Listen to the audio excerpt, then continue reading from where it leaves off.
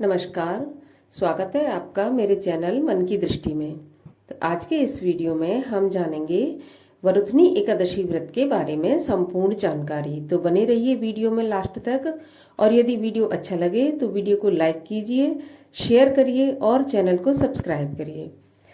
तो वरुथनी एकादशी बैसाख मास के कृष्ण पक्ष की एकादशी के दिन मनाई जाती है। यह व्रत सुख और सौभाग्य का प्रतीक होता है। सुपात्र ब्राह्मण को दान देना, करोड़ों वर्ष तक तपस्या करने तथा कन्यादान के फल से भी बढ़कर इसका फल बताया गया है। इसमें व्रत करने वाले के लिए खास तौर से उस दिन खाना, पर निंदा, क्रोध करना और असत्य बोलना भी वर्जित माना गया है। इस व्रत में तेल युक्त भोजन भी नहीं करना चाहिए और तेल में तला हुआ फलाहार भी नहीं करना चाहिए। इसका महात्मा सुनने से सहस्त्र गौओं की हत्या का भी दोष नष्ट हो जाता है, समाप्त हो जाता है। इस प्रकार से यह व्रत बहुत ही फलदायक व्रत है। एकादशी के व्रत के नियमों का पालन हमें दशमी तिथि से करना होता है। दशमी तिथि के शाम से ही हमें, सूर्यास्त के बाद से ही हमें अन्न और नमक का त्याग कर देना चाहिए होता है। इसके बाद हमें ब्रह्मचर्य का भी पालन करना होता है दशमी तिथि को।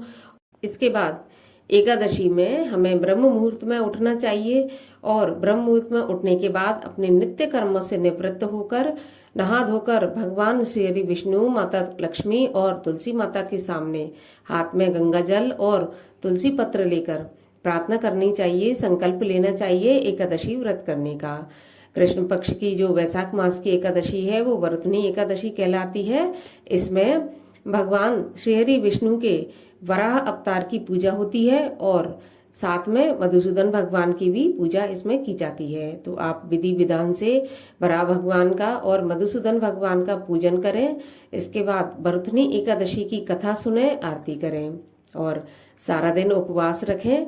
उपवास रखते समय आपको किसी की भी निंदा नहीं करनी चाहिए, चुगली नहीं करनी चाहिए, कोई भी असत्य भाषण नहीं करना चाहिए। ज़्यादा से ज़्यादा आपको मौन रहना चाहिए, क्योंकि जब हम मौन रहते हैं तो हमारे मुख से कुछ भी असत्य या फिर कुछ भी मिथ्या नहीं निकलता। मौन रहकर हमें मन ही मन ओम नमो भगवते वासुदेवाय इस मंत्र का जाप करते रहना चाहिए। इसके बाद शाम को भी हमें तुलसी में दीपक लगाना चाहिए। तुलसी में दीपक लगाने के बाद भगवान श्री हरि विष्णु की आरती करें। आरती के बाद आप हो सके तो रात्र में जो है जागरण करना चाहिए, और यदि जागरण आप रात भर नहीं कर सकते तो कम से कम आधी रात तक आपको अवश्य जागकर भगवान के नाम का भजन करना चाहिए। ये नहीं कि आप जाग रहे हो और अपना मनोरंजन की कोई भी चीज कर रहे, नहीं। भगवान के भजन कीर्तन में ही हमें रात्रि जागरण करना चाहिए, क्योंकि एकादशी के व्रत में रात्रि जागरण का भी बहुत अधिक महत्व माना गया है। और एक बात और ध्यान रहे कि हमें एकादशी के दिन पीली चीजों से भगवान विष्णु का पूजन करना है। साथ में हमें तुलसी पत्र जरूर से जरूर चढ़ाना है, क्योंकि भगवान विष्णु की पूजा तुलसी दल के बिना पूरी नहीं होती। तुलसी पत्र के बिना उनका भोग भी पूरा नहीं होता। तो हमें तुलसी दल अवश्य अर्पित करना चाहिए, लेकिन एकादशी के दिन हमें तुलसी तोड़ना नहीं चाहिए, क्योंकि एकादशी को तुलसी नहीं तोड़ी जाती है। तो आप पहले से ही तुलसी तोड़ के रख लें। इसके बाद एकादशी का व्रत पूर्ण करने के बाद द्वादशी में जो मुहूर्त बताया जाता है उसी मुहूर्त में हमें पारण करना चाहिए।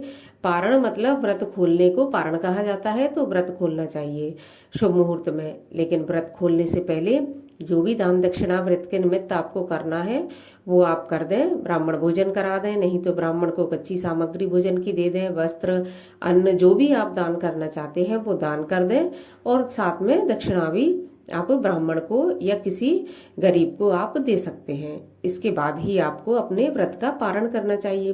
व्रत का पारण आपको कोई भी शुद्ध या सात्विक भोजन से कर लेना चाहिए। नहीं तो यदि आपका एकादशी के बाद द्वादशी को भी कोई व्रत है तो आपको केवल तुलसी दल या फिर फल से आपको अपना व्रत खोल लेना चाहिए। फिर अगले दिन का व्रत आपको शुरू करना चाहिए। इस प्रकार से एकादशी का व्रत पूर्ण माना जाता है। और अब आइए जान लेते हैं कि वरुथनी एकादशी कब आरंभ होगी, कब समाप्त होगी और उसके पारण का क्या मुहूर्त रहेगा।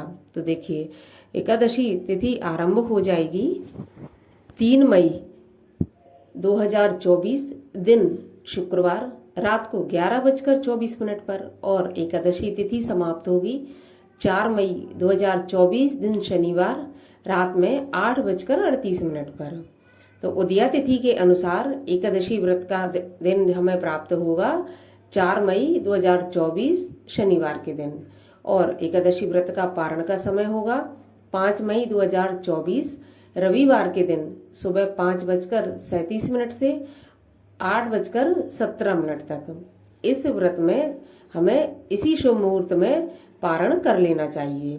तो उम्मीद करती हूँ कि वीडियो आपको अच्छा लगेगा और आप वीडियो को लाइक, शेयर और चैनल को सब्सक्राइब करेंगे। मैं मिलती हूँ आपसे अगली वीडियो में, तब तक के लिए राधे राधे, जय माता की।